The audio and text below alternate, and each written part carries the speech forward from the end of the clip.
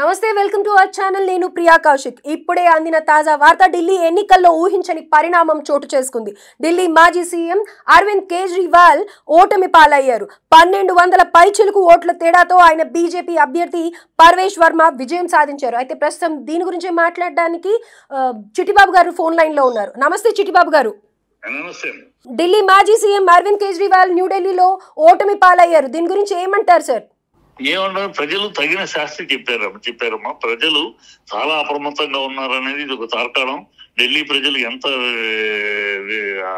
అప్రమత్తంగా ఉన్నారు, ఎందుకంటే ఈ ఢిల్లీ ప్రజల్ని మోసం చేశాడు. ఈ ప్రజలు ఎందుకు ఆగ్రహం అనేది వాళ్ళ ఓడించడం, ఆగ్రహం మీద సిసోడి అందరిని ఓడిస్తున్నారు ప్రజలు. ఎందుకంటే ఢిల్లీ ప్రజలు వీళ్ళ మీద ఆగ్రహం ఎందుకు వచ్చింది?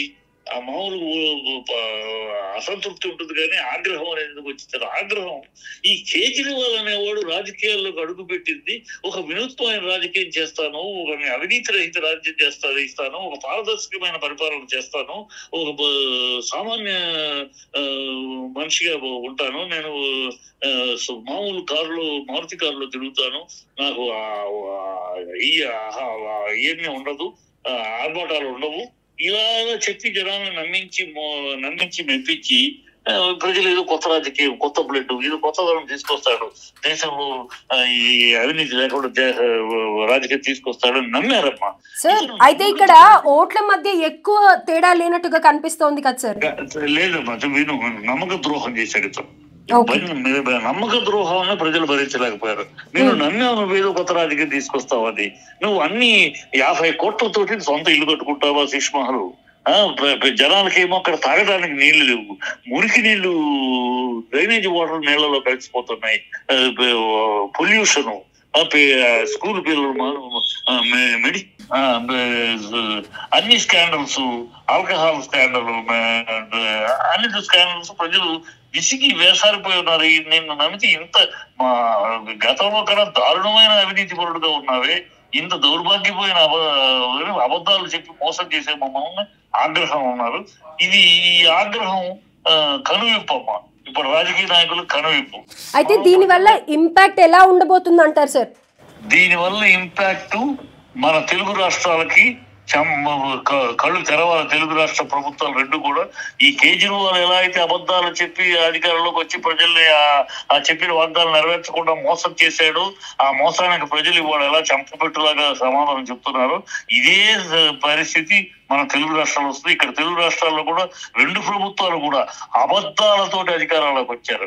అబద్ధాలు చెప్పి ప్రజలు నమ్మించి భ్రమలోకి తీసుకెళ్లి వచ్చారు. సూపర్ 6 అది చంద్రబాబు, నేనున్నానని పవన్ కళ్యాణ్, 32,000 అమ్మాయిలు మిస్ అయిపోయారు, వ్యభిచార గృహాలుగా అమ్మేశారని సిగ్గు లేకుండా అబద్ధాలు ఆడి ఎవడో ఆఫీసర్ చెప్పాడని అది పార్లమెంట్ లో పచ్చి అబద్ధం అని తేలినా కూడా క్షమాపణ చెప్పకుండా వీళ్ళకు అన్ని అబద్ధాలు, సూపర్ 6 అబద్ధాలు. ఈ ప్రజలందరూ ఆగ్రహంతో ఉన్నారు. అలాగే అక్కడ రేవంత్ రెడ్డి ఏ హామీ నెరవేర్చకుండా సగమత మేరకు 47,000 కోట్లు రుణమాఫీ అంటే 12,000 కోట్లు చేసేసామని అబద్ధాలు, డ్రామాలు, అబద్ధాలు, మూటలు సర్దుకుంటాం, ఆ మూటలు అధిష్టానానికి పంపించడం, ఒక్కొక్క ఎన్నికలకి మూటలు పంపించడం, ఇక్కడ మూటలు సర్దుకుంటే ప్రజాపాలన లేదు, ప్రజల్ని ఎద్దేవా చేయటం, ప్రజల్ని భయభ్రాంతులు చేయటం, అలాగే తెలంగాణ బ్రాండ్ ఇమేజ్ నాశనం చేశాడు. ప్రజలు ఆగ్రహంలో ఉన్నారు. వీళ్ళ అబద్ధాలు, వీళ్ళ పరిపాలన కాదు, ప్రజాపాలన కాదు, వీళ్ళన్ని అబద్ధాలు ఆడటము, డ్రామాలు చేయటం, మన మోసగిస్తున్నారు అనే ఆగ్రహం ఢిల్లీ ప్రజలు ఎలా ఆగ్రహంతో ఓడించారు. రేపు ఇక్కడ ఎన్నికలు ఉంటే, ఇప్పుడు కనుక ఎన్నికలు లేవు అనుకో, ఎన్నికలు కనుక వస్తే వీళ్ళిద్దరిని తరిమేస్తారు. రాహుల్ గాంధీ భవిష్యత్ ఏముండబోతోంది సార్? అయితే ఏముందమ్మా, ఇప్పుడు ఏముందని భవిష్యత్తు? రేపు ఉండటానికి అయిపోయింది. కాంగ్రెస్ అనేది మట్టిలో కలిసిపోయి బురదలో కూరుకుపోతున్న ఒక పడవది అయిపోయింది. అయితే ఇంకా కాంగ్రెస్ పార్టీ తన ఉనికిని కోల్పోయిందంటారా? రాష్ట్ర వ్యాప్తంగా కూడా అంతే అంటారా? దేశ వ్యాప్తంగా కూడా అంతే అంటారా? దేశవ్యాప్తంగా కూడా అంతే. దేశవ్యాప్తంగా అన్ని స్టేట్లు చూపిస్తున్నాయి కదా, 0-0-0-0. ఎక్కడికి వెళ్ళినా ఇటు కర్ణాటక సైడ్ ఎలా ఉంది సార్? కర్ణాటక కొట్టుకు వస్తున్నారు కదా. ఇప్పుడు నువ్వు సీఎం, నేను సీఎం, సిద్ధరామయ్యకి శివకుమార్కి మధ్య జరుగుతుంది. ఎవరిని ఎప్పుడు దించాలి, ఎప్పుడు ఎక్కాలని పోటాపోటీలు గొడవలు జరుగుతున్నాయి. వాళ్ళే హామీలు ఇచ్చా నెరవేర్చలేకపోతున్నామని వాళ్ళే మాట్లాడుతున్నారు, వాళ్ళ మినిస్టర్లే. సో ఇక్కడ తెలంగాణలో సరే ఇది 60 సీట్లు గెలిస్తే 54 సీట్లు ఓడిపోయింది కాంగ్రెస్. ఏదో లెక్కల్లో పర్మనెంట్ కాంగ్రెస్ లో డబ్బులు అధికారంలో వచ్చింది. ఈ రెండు అనుకున్న పరిస్థితులు వచ్చింది అయితే ప్రజలు కావాలనుకున్నాయి కాదు, అపోజిషన్ తప్పుడు లెక్కల్లో వీళ్ళు వచ్చారంతే. వీళ్ళని కావాలని ప్రజలు ఎప్పుడు కోరుకోలే ఈ రెండు రాష్ట్రాల్లో. కాకపోతే రూలింగ్ వాళ్ళ అధికారంలో ఉన్న పార్టీలు వేసిన తప్పుడు లెక్కల్లో వాళ్ళు అప్రమత్తంగా లేకపోవడంతో తప్పని చిట్టెరుకలు దూసుకొచ్చారు అంతే, తప్పే ఇంకోటి కాదు. కాంగ్రెస్ అనేది ప్రజలు మర్చిపోతున్నారు. ఎందుకంటే కాంగ్రెస్ ఈ దేశద్రోహ మాటలు మాట్లాడుతుంది. ఈ కాంగ్రెస్ నాయకుడు రాహుల్ గాంధీ విదేశాలకు వెళ్లి దేశాన్ని కించపరిచి మాట్లాడతాడు. 80% ఉన్న మత విశ్వాసాలు 80% హిందువులు ఉన్న ఈ దేశము హిందూ విశ్వాసాలను కించపరుస్తారు, హిందూ మరి సంస్కారాలని అవమానిస్తారు, హిందూ మతాన్ని కించపరుస్తారు, సనాతన ధర్మాన్ని అవమానిస్తారు. ఎన్నికలు వచ్చినప్పుడు శివ పూజ అంటారు, జెండా వేసుకుంటారు. మరి ఎన్నికల్లో ఉన్నప్పుడు ఎంతసేపు హిందూ ఆచారాలని, హిందూ ధర్మాన్ని, హిందూ సంస్కృతి సభ, ఈ దేశ సంస్కృతిని, ఈ దేశ సంస్కారాలని అన్నింటినీ అవమానపరిచి కించపరిచి ఎంతసేపు పాకిస్తాన్కి ద్రోహం, మన దేశానికి ద్రోహం చేసి పాకిస్తాన్ కొంత పోవడం, చైనాకి సంకనాకటం తప్పితే ఈ కాంగ్రెస్ ఈ దేశానికి దేశ ద్రోహము పార్టీగా దేశ ద్రోహం మాట్లాడి దేశానికి ఏమాత్రం పనికిరాని, ఈ దేశంలో వాళ్ళ ఉనికి కూడా ఉండకూడదు. ఎందుకంటే ఈ దేశాన్ని ప్రేమించే వాళ్ళు దేశానికి పరిపాలించాలి, కానీ ఈ దేశాన్ని ద్వేషిస్తూ ఈ దేశాన్ని దేశ శత్రువులు ఈ దేశాన్ని రైట్ సార్. అయితే గతంలో ఎప్పుడైతే పార్టీ పెట్టారో ఆవిర్భవించినప్పుడు 62 స్థానాల్లో గెలిచిన కేజ్రీవాల్ ఇప్పుడు తన ఓటమికి ముఖ్య కారణం లిక్కర్ స్కామ్ అని చెప్పుకోవచ్చు అంటారా? లిక్కర్ స్కామే కాదమ్మా, ఒక లిక్కర్ స్కామే కాదమ్మా, లిక్కర్ స్కామే కాదు, అనేక స్కాములు ఉన్నాయి. లిక్కర్ స్కామ్ ఒకటే కాదు, అతను ఇప్పుడు కొత్త ప్రామిస్ పంజాబ్ లో ఇచ్చాడు, ప్రామిస్ ఒకటి నెరవేర్చలేదు. ఇప్పుడు ఇక్కడ 2100 ఇస్తారు అమ్మాయిలు కానీ నమ్మాల ప్రజలు. ఈ అబద్ధపు వాగ్దానాలు, శుష్క వాగ్దానాలు, నరలేని నాలికలకు ఇష్టం వచ్చినట్టు వాగ్దానాలు చేయటం, అది నెరవేర్చకపోవటం ప్రజలు ఆగ్రహానికి గురి. అయితే బీజేపీ అభ్యర్థి ఇప్పుడు తర్విందర్ సింగ్ గెలిచారు, వారి గురించి ఏం చెప్తారు? ఏమమ్మా గెలిచాడు, సంతోషం కదా. బీజేపీ ఇప్పుడు ఎవరు గెలిచారనే కాదు, బీజేపీని నేను మెయిన్ గా అనలైజ్ చేస్తుంది. బీజేపీని గెలిపించుకోవాలని కోరుకోవటం కన్నా ప్రజలు ఈ కేజ్రీవాల్ అనే దుష్ట శక్తిని తరిమేయాలని కంకణ కట్టుకు తరిమేశారు. అదే కనపడుతుంది ఆగ్రహం. అయితే దీనికి సంబంధించి మైనారిటీస్ లో ఉన్న అధికంగా ఉన్న చోట్ల కూడా కేజ్రీవాల్ ఓడించారు. అది లెక్క. అంటే దాన్ని బట్టి ప్రజలు కంప్లీట్ ఆగ్రహంలో ఉన్నారు. బీజేపీని గెలిపించడం అనే పాయింట్ కన్నా కూడా కాంగ్రెస్ ని, కేజ్రీవాల్ ని దరిదాపులకు రానివ్వకూడదు. వీళ్ళు దుర్మార్గులు, ఈ దేశ ద్రోహులు, ఈ దేశానికి పట్టిన అరిష్టం ఈ పార్టీలు, ఈ నాయకులు, ఈ అపోజిషన్ వీళ్ళు మళ్ళీ అధికారం ఇస్తే దేశాన్ని అమ్మేస్తారు కూడా వీళ్ళు అనే భయాందోళనకే ప్రజలు ఆ కోపం, ఆగ్రహంతో ఓడించారు. Right sir. అయితే దీనికి సంబంధించి కేటీఆర్ ఒక ట్వీట్ చేశారు, మీరు చూసారా సార్? రాహుల్ గాంధీ వల్లనే ఇది జరిగింది, బీజేపీ గెలిచింది అని చెప్పి అభినందిస్తున్నట్టుగా, ఐ మీన్ కొంచెం సర్కాస్టిక్ గా పెట్టినట్టుగా అనిపిస్తోంది. దానికి ఏమంటారు సార్? ఆయన క్యాల్కులేషన్ అంటే బీజేపీకి కేజ్రీవాల్ కి తేడా ఓన్లీ 2% లో 46% బీజేపీ ఉంటే 42% కేజ్రీవాల్, వీళ్ళకి 6% వచ్చింది కాంగ్రెస్. అందుకని ఆయన లెక్క ఏంటంటే కాంగ్రెస్ విడిగా పోటీ చేయటం వల్ల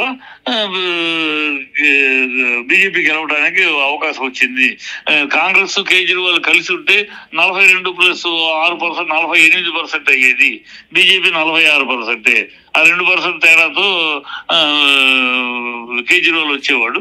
సో కేజ్రీవాల్ రాకుండా అడ్డుకున్నది బీజేపీ గెలవడానికి సహాయపడింది రాహుల్ గాంధీ. ఆయన లెక్కలో, ఆయన ఒక రాజకీయ లెక్కలో చెప్పాడు. అది కారణం కాదు, ఆయన అన్నారు కానీ అది లెక్క కాదు. అసలు కాంగ్రెస్ ఊసులో లేదమ్మా, రాష్ట్రంలో అరటిపడ్డు. కాంగ్రెస్ ఒకళ్ళని గెలిపించగలిగే స్థాయిలో లేదు, ఒకళ్ళు ఓడించగలిగే స్థాయిలో లేదు, తాను గెలవగలిగిన అడ్రస్ లోనూ లేదు. అది నామరూపాలు లేని పార్టీ, దానికి ఏమీ లేవు, కన్ను ముక్కు చెవులు ఏమీ లేవు, అన్ని లొట్టపోయినాయి. అది ఏదో నామకే వస్తే ఆటలు అరటిపడిలో ఉండే పార్టీ చెప్తే దానివల్ల ఏ ఇంపాక్ట్ లేదు. అది గెలిపించడం లేదు, ఓడించడం, దానికి ఏ ఇంపాక్ట్ లేని పార్టీ అది. కనుక అదేదో రాహుల్ గాంధీ వల్ల బీజేపీ గెలిపించింది అని అంటాం ఆయన ఒక లెక్కలో అన్నారు. అదే ఒక సెటైర్ గా అన్నమాట అంతే. Right sir. అయితే మొత్తానికి అవినీతికి వ్యతిరేకంగా ఏర్పడిన పార్టీ అవినీతి ఆరోపణలు ఎదుర్కొంటూనే ఇది ప్రజలు జీర్ణించుకోలేకే ఈ ఆ పార్టీ ఓడిపోయింది అని అంటారు ఎట్టకేలకి మీరు. అంతే, 100% right sir, thank you sir. ఆ ఆగ్రహానికి గురయ్యారు, అబద్ధపు వాగ్దానాలని జీర్ణించుకోలేకపోయారు. అందుకనే అన్న ఈ అబద్ధపు వాగ్దానాలు చేసే రాజకీయ నాయకులు చంద్రబాబు గానీ రేవంత్ రెడ్డి కాంగ్రెస్ ప్రభుత్వం కానీ కళ్ళు తెరుచుకోవాలి. ప్రజలు ఎలాంటి గుణపాఠం చెప్తారు, ఏదో ఇల్లు అలగ్గాన పండగ కాదు, వాళ్ళు గెలిచాక రేపు చెంప చెల్లు అనిపించేటట్టు జవాబు చెప్తారు ప్రజలు అంత అమాయకంగా లేరు, ఎంతో అప్రమత్తంగా ఉన్నారు. నీ అబద్ధాలు మర్చిపోతారు అనుకుంటే వాగ్దానం చేసే మళ్ళీ 5 ఏళ్ళ తర్వాత గుర్తుంటుందా, మళ్ళీ అప్పుడు కొత్త వాగ్దానాలు చేయొచ్చు అనుకుంటే కాదు. ప్రజలు బాగా గుర్తుపెట్టుకుని ఉంటారు, అవకాశం ఇచ్చారు. అది మీరు కరెక్ట్ గా నిజాయితీగా ఉంటే లేకపోతే మేము తన్ని తగలెడతారని ఈ ఢిల్లీ గుణపాఠం నేర్పిద్దమ్మా. ఈ దేశంలో ఉన్న అన్ని పార్టీలు కూడా ఈ శుష్క వాగ్దానాలు చేతగానివి చేస్తామని అబద్ధం చెప్పడం, ప్రజలు నమ్మించి మోసం చేయొచ్చు అనుకుంటే నీ చెప్పు దెబ్బలు తప్పవు అని నిరూపించి. అయితే ఇందులో బీజేపీ గెలవడానికి కొన్ని కారణాలు కూడా, ఏవైతే వాళ్ళు సభలు ఏర్పాటు చేశారో, రోడ్ షోస్ చేశారో, ఇవన్నీ కూడా ఇది యాడ్ ఆన్ అయినందుకే వీళ్ళు గెలిచారు అని చెప్పగలుగుతారా? లేకపోతే ఏ అంశాలు ప్రధానంగా బీజేపీ గెలవడానికి గల కారణాలు అయ్యాయి అంటారు? BJP organising, political management BJP బ్రహ్మాండంగా చేసింది. అక్కడ ఒక కాన్స్టిట్యున్సీకి ఇద్దరు పెట్టి వాళ్ళు ఒకరు పర్సనల్ గా దాదాపు ఒక్కొక్క మనిషి 200 మంది 300 మంది ఓటర్స్ డైరెక్ట్ గా కలవటానికి అట్లా మొత్తం ప్లానింగ్ చేశారు. RSS బిహైండ్ చాలా ఇంటింటికి వెళ్ళారు. సో అందరిని కలవటం, ఓటర్లని పర్సంటేజ్ పెరగడం, ఓటర్లని అప్రమత్తం చేసి ఓటేయండి మీరు ఇంట్లో కూర్చుంటే కదా ఓటేయాలి అని ఎక్కడికెక్కడ ఏ రాష్ట్రానికి సంబంధించిన వాళ్ళు ఉంటే ఆ రాష్ట్ర వాళ్ళ కేంద్రం నుంచి మనుషులు పంపించి నిరంతరం ఇంటింటికి చేసుకుని వాళ్ళ పోల్ మేనేజ్మెంట్ బీజేపీ బ్రహ్మాండంగా చేసుకుంటారు. ఎవరికి లేదు ఆ స్థాయి. వాళ్ళు పోల్ మేనేజ్మెంట్ బ్రహ్మాండంగా చేశారు, అదొక అడ్వాంటేజ్. ప్లస్ మోడీ అనేది ఎలాగో ఉంది పైన మోడీ ట్యాగ్ వీళ్ళ మీద ఆగ్రహం అన్ని కలిసి వచ్చారు. వీళ్ళ మీద ఉన్న ఆగ్రహం, కేజ్రీవాల్ మీద ఉన్న కసి ఆగ్రహం, ద్రోహం చేశాడు, నమ్మించి మోసం చేశాడు, వీడు చాలా తడిగుడ్డుతో మెడకాయలు కూసే పద్ధతిలో రాజకీయం చేశారు. ఇలాంటి వాడిని మళ్ళీ రాజకీయాల్లో అవకాశం ఇవ్వకూడదని అతన్ని కూడా ఓడించారు. అందుకని పార్టీని ఓడించదు కదా, కసి కోపం ఉండబట్టి కేజ్రీవాల్ ని కూడా ఓడించారు. అది right sir, thank you sir. అయితే ఆ పార్టీ గెలవడానికి కేవలం 4% డిఫరెన్స్ ఉన్నా కానీ అక్కడ ప్రజలందరూ కూడా కేజ్రీవాల్ నాయకత్వాన్ని వ్యతిరేకిస్తూ, ఆయన ఏదైతే 10 ఏళ్ల క్రితం అవినీతికి దూరంగా ఉంటాము, అవినీతి అనేది ఛాయల్లోకి రానివ్వము అని చెప్పి ప్రామిస్ చేశారో, అదే అవినీతి పరంగా ఎన్నో కేసుల్లో ఆయన ఇరుక్కున్నారు, ఎన్నో స్కామ్లు చేశారు.